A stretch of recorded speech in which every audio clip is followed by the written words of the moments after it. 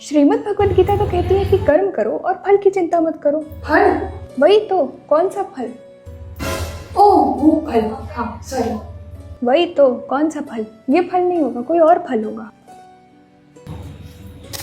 हाँ लिखा तो है, पर इस फल के बारे में नहीं लिखा है, कर्मों के फल के बारे में लिखा है। And it's not what you do, it's how you do. वो क्या होता है? हाँ अभी 1 मिनट में बताती हूँ।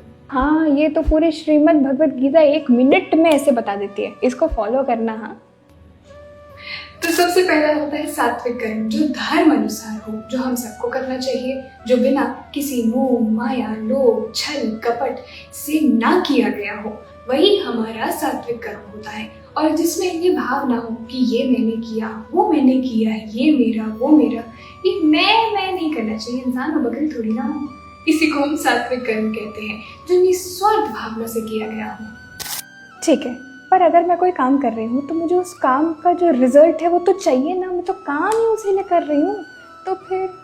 बिल्कुल ठीक, तो ये हमारा राजसिक कर्म है, क्योंकि यहाँ एक बहुत छोटा सा अंतर है। लक्ष्य होना बहुत आवश्यक है, लेकिन सिर्फ लक्ष्य मन में होना और उसके प्रति काम न करना और सिर्फ उस लक्ष्य की चिंता करना गलत बात है।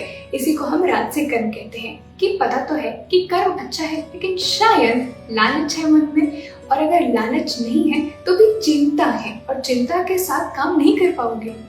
अच्छा, और जो बुरे कर्म करते हैं उसका क्या? ऐसे लोगों का तो भगवान भी कुछ नहीं कर सकते, क्योंकि ना क्लैरिटी है ना प्योरिटी। तो जब क्लैरिटी ही नहीं है कि करना क्या है, तो प्योरिटी भी तो नहीं होगी ना। वो काम किसी छल कपट लोभ मोह माया से ही तो किया जाएगा। तो ऐसा कर तामसिक कर्म होता है। समझ आया ना? हाँ, पूरा समझ में आ गया। तो मेरा भी एक छोटा सा कर्म कर दो ना, फल काट के ले आओ। चल, इतनी गर्मी में बैठ के कब से वीडियो बना रही हूँ तेरे साथ में, वो नहीं दिख रहा है? ये नहीं है मेरा अच्छा कर्म? आम काट के दो, आई बड़ी। ये एक काम नहीं करने वाली, लेकिन आप तो करो, ये वीडियो और लोगों को शेयर करने का काम तो कर सकते हो ना।